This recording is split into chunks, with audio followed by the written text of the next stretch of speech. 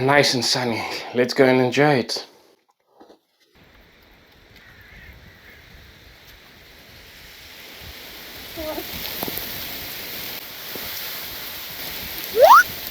Welcome back to Realistic DIYers. I'm Kat. I'm Giorgos. Incoming is Scrumpy Bumpy. What have we got here? Well, you're going to find out. Now, something about the British weather is it's always raining or it's always too sunny. So, being in rented accommodation or working on a budget, you don't want to be spending £1,000, £2,000, £3,000 on a pergola. Or even if you have your own house, but you're not ready to invest in a nice pergola yet. Mr. here had a brilliant idea, which we tried it out last year and now we're putting it back up this year. There was a clue. So not only can you pack it away, put it up, you can take it with you if you are moving house or going from rental place to rental place. Come and have a look at what we're going to do. Hey Scrumps, ready? Let's go. Woo!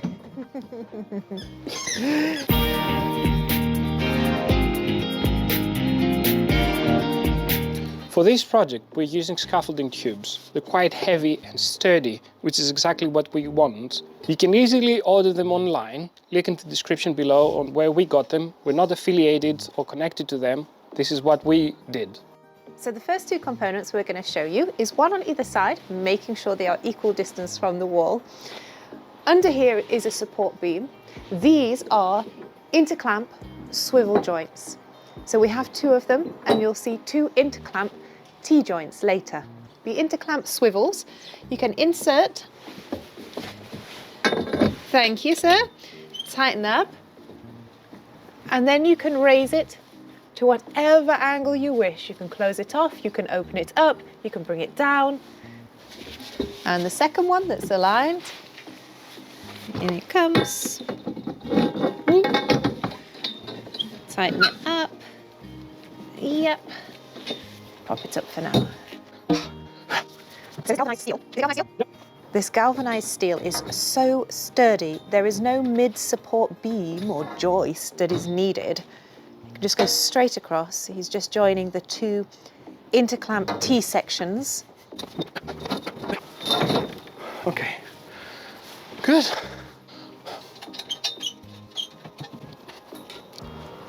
So the front frame is up. Now we need to take it and attach it. So last year you can see just above Joris's head here and here. Let me zoom in for you. These were drilled into the wall last year and are ready to go this year. The rope that is already attached is last year's rope. Just use it for support as we elevate the frame this time.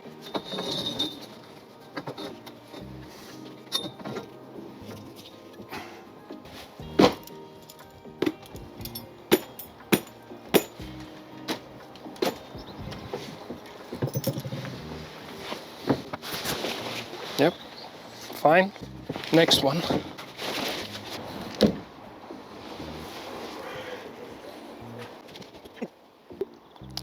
The rope that we're using is 6 millimeters, and experience from last year says that this is more than enough for the job we are doing. I've misplaced the rope from last year and I don't know where it is, so I'm cutting some new one now. Should be enough. A good practice when you cut rope is to make it a little bit safe so that this will not go away. So, old trick from the old days, just bend it here. So now it's nice and safe and it's not going anywhere. So I'm just going to make a very simple knot here that will be supporting our sail.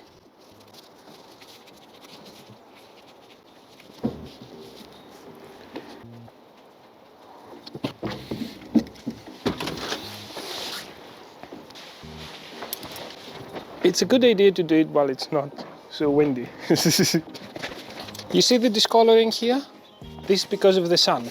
It's supposed to be with UV protection, but, well, at least it's still there. Okay, good. And now we put some tension. We're not done yet. We need to tension its corner now.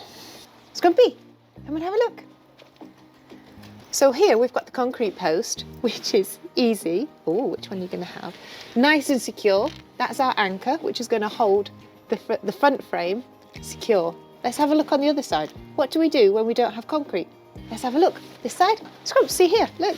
What we do here? What do you think? So when we've got soil, we've screwed in some secure hooks. Do you think they're secure, Scrumps? Do you think? Yeah? Nice and secure. One is enough, but two is better. Oh, so we can get a second dog? So a simple knot on each side. We're putting this outside. So I'm taking my rope, I'm passing it all the way here. Yes. And back here, I'm going to make a knot that is going to give us tension. In order to make this, I do one circle here, and then I pass this. So I'm going to use this as a leverage to put more tension on our sail. And I can use it as a leverage, and this can be really, really tense. And now, as long as I hold it here, it stays in place. Now, the only thing I need to do is to just make another knot. And then just for safety, a second one. And there you go, it's not going to go anywhere. And now we do the same on the other side. And now I'm passing it here. The exact same way. I'm putting tension.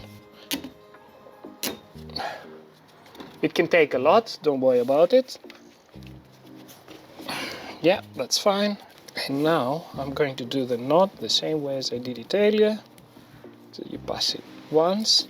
Just keep it double because it's easier in the end, because you just pull this and it's good to go.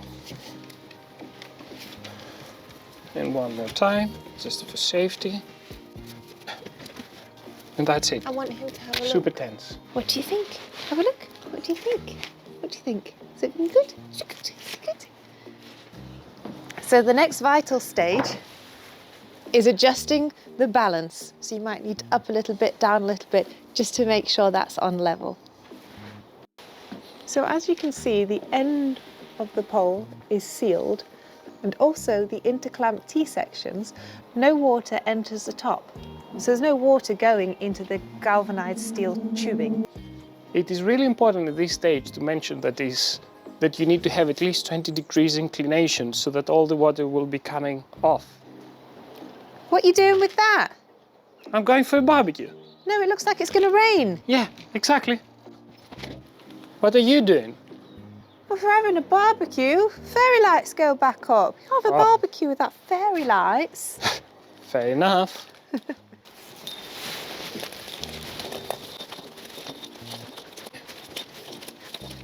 So did it start to rain? It did. It did. It did. I laugh, but it's true. Go on then, tell us, how much did it cost? So, all in all, the scaffolding tubes was £128 with the hardware.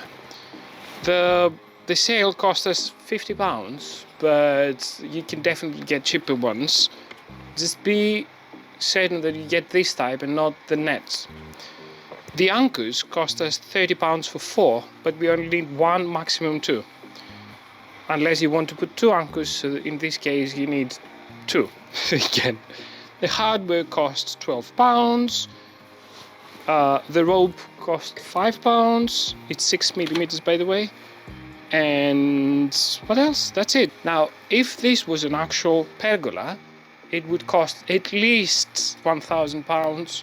Oh, at least the width and the depth that we have of this sail and decking. Yeah. Is it 4 by 4? It's a 4 by 4, yes. Meters, 4 meters by 4 meters. So I think a pergola, if we were to make it ourselves, the minimum we could go was £1,000, but I think it would be much more than that, 1,500 at least, if we were to make it ourselves. Much more.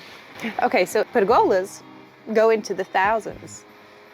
And not only that, it'd be a beam blocking our view and our layout. But you put this up in a day, you can take it down in a day.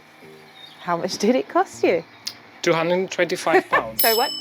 £225. And we've tested it. Yes, with the exception of some storms that we put it down just in case. It stays there, it doesn't go anywhere. Usually the wind blows this way. Yeah. Therefore we never have an issue.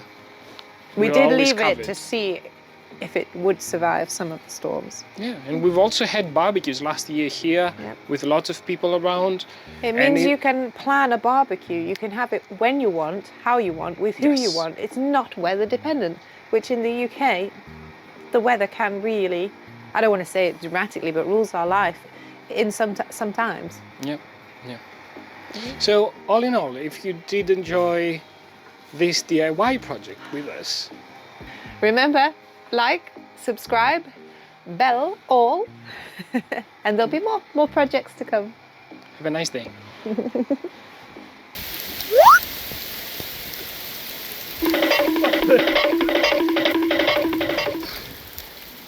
Hail! Hail!